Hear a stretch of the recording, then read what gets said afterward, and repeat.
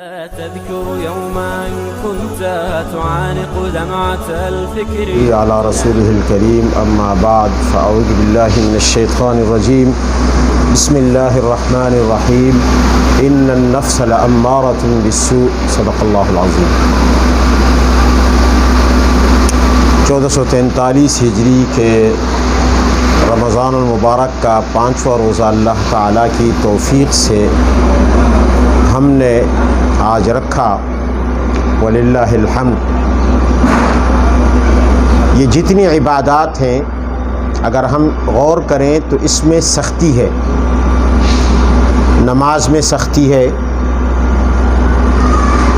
زکوٰۃ میں سختی ہے، روزے میں سختی ہے، مشقت ہے، حج میں مشقت ہے، جہاد میں مشقت ہے۔ ہر عبادت میں انسان پر ایسی مشقت اور ایسی سختی ہے کہ انسان کا دل نہیں چاہتا ان عبادات کو کرنے کا۔ نہ نماز پڑھنے کو دل کرتا ہے، نہ روزہ رکھنے کو دل چاہتا ہے، نہ زکوٰۃ ادا کرنے کو دل چاہتا ہے، نہ حج کرنے کو دل چاہتا ہے، نہ جہاد کرنے کو دل چاہتا ہے۔ یہ ساری عبادات ان سختیوں کی وجہ سے جو ان کے اندر اللہ نے رکھی ہیں، نفس کی خواہش کے خلاف، اس لیے کہ نفس جو ہے آرام چاہتا ہے، سختی نہیں چاہتا۔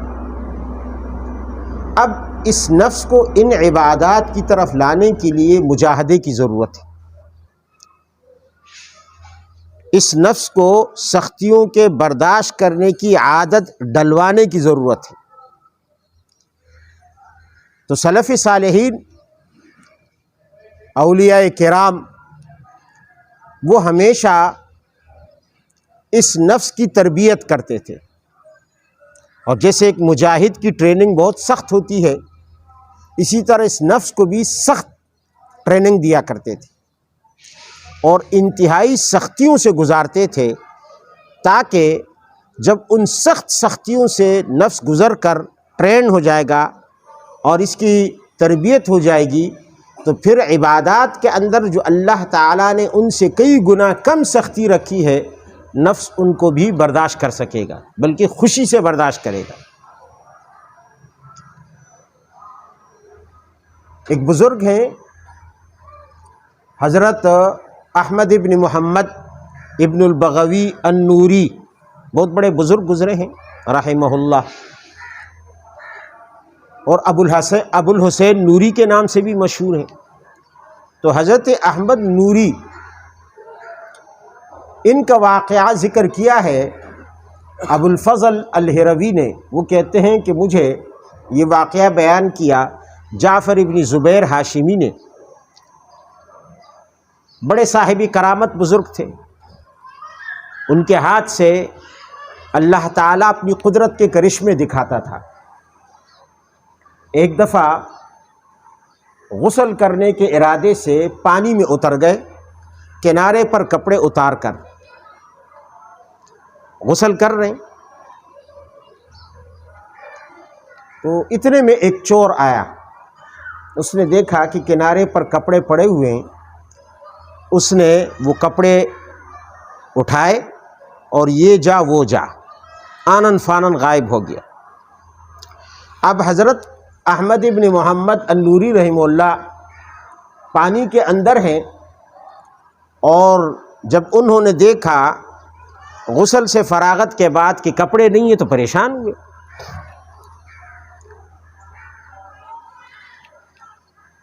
اب حیران پریشان پانی کے اندر ہیں، باہر آ بھی نہیں سکتے۔ تھوڑی دیر کے بعد دیکھا کہ وہی چور ہاتھ میں کپڑے پکڑے ہوئے دوڑتا ہوا آ رہا ہے، لرز رہا ہے، کانپ رہا ہے، معافیاں مانگ رہا ہے کہ حضرت معاف کر دیں، مجھ سے غلطی ہو گئی۔ بھائی کیا ہوا؟ یہ لے جی آپ اپنے کپڑے، اور خدا کے لیے مجھے معاف کر دیں، کہ اللہ مجھے معاف کر دے۔ ہوا کیا؟ کہا حضرت آپ دیکھ نہیں رہے، جیسے ہی آپ کے کپڑے اٹھا کر میں لے گیا تو راستے میں میرے ہاتھ پر فالج گر پڑا، میرا پورا ہاتھ شل ہو گیا۔ کام نہیں کر رہا، خدا کے لیے مجھے معاف کر دے۔ حضرت احمد نے فرمایا ٹھیک ہے، میں تمہارے لیے دعا کر دیتا ہوں، ٹھیک کرنے والی ذات اللہ کی ہے۔ ہاتھ اٹھائے، دعا کی، رب قد رد علی ثیابی فرد علیہ یمینہ، پروردگارا اس شخص نے میرے کپڑے واپس کر دیے، لہٰذا آپ اس کو اس کا ہاتھ لوٹا دیں۔ تو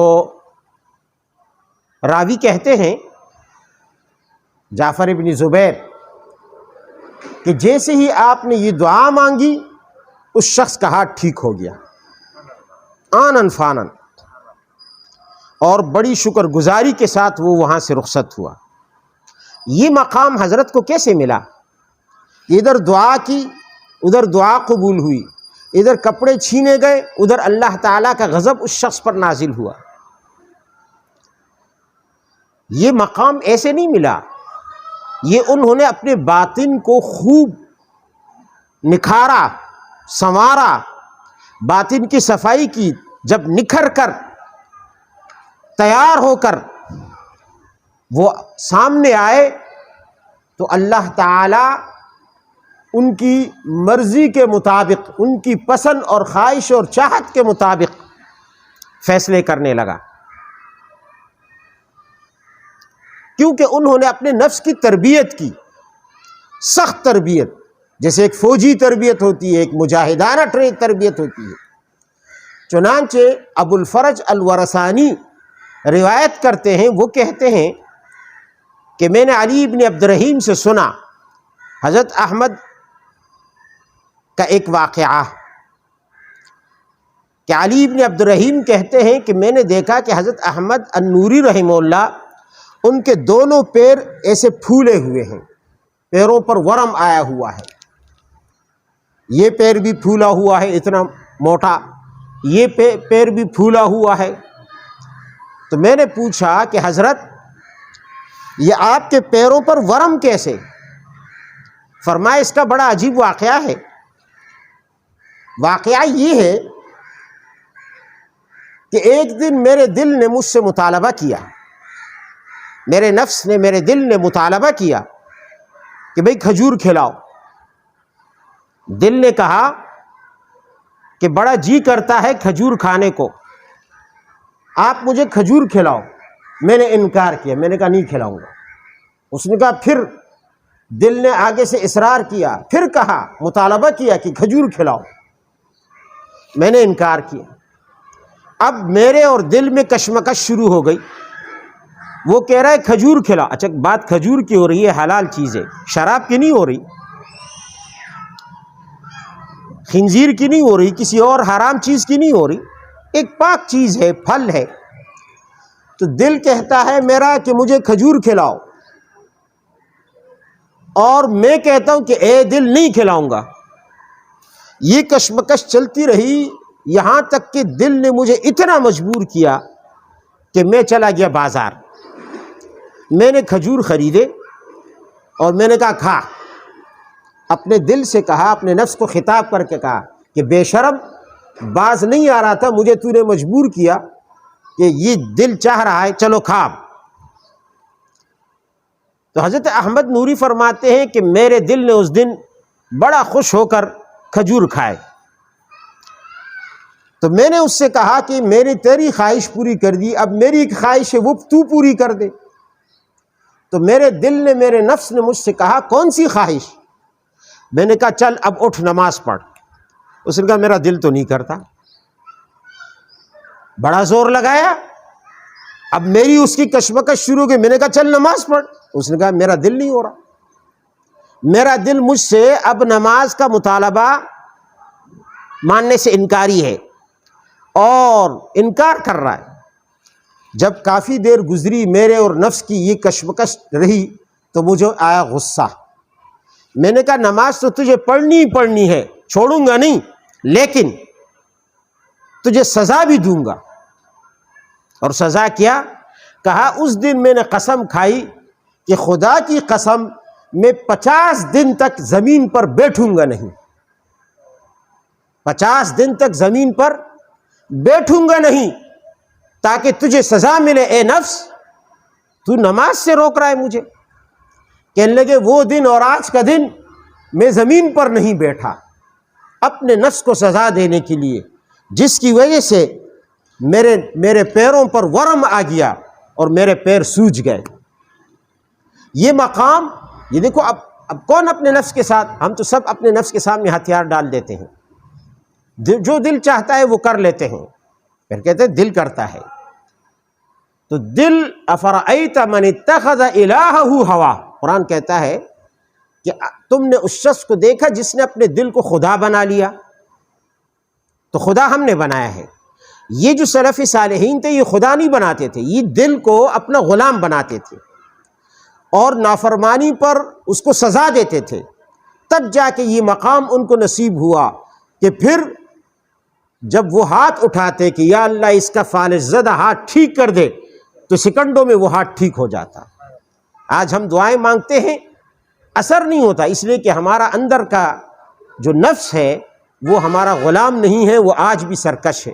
اللہ سے دعا کریں کہ ہمیں ہمارے نفس کی سرکشی کی تربیت کا طریقہ ہمیں سکھلا دے، تاکہ ہم اپنے نفس کو قابو کر سکیں اور حقیقی معنوں میں پھر یہ جو عبادات ہے نا، یہ جو نماز کی دل نہیں چاہتا لیکن نماز پڑھنی پڑے گی، نفس جو ہے وہ ذلیل ہوگا، روزہ رکھنا پڑے گا، جہاد کرنا پڑے گا، زکوٰۃ دینی پڑے گی، حج کرنا پڑے گا، قربانی دینی پڑے گی، یہ سارے کام نفس کے خلاف چلتے ہوئے ہمارے لیے بڑے آسان ہو جائیں گے۔ دل نہیں بھی چاہے گا اور ہم خود بخود کرتے جائیں گے، ہمارا دل چوں بھی نہیں کر سکے گا، اس لیے کہ ہم اس نفس کو، اس دل کو اپنا غلام بنا چکے ہوں گے۔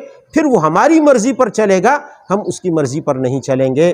اللہ تعالی ہمارے دل کو ہمارا مطیع بنا دے۔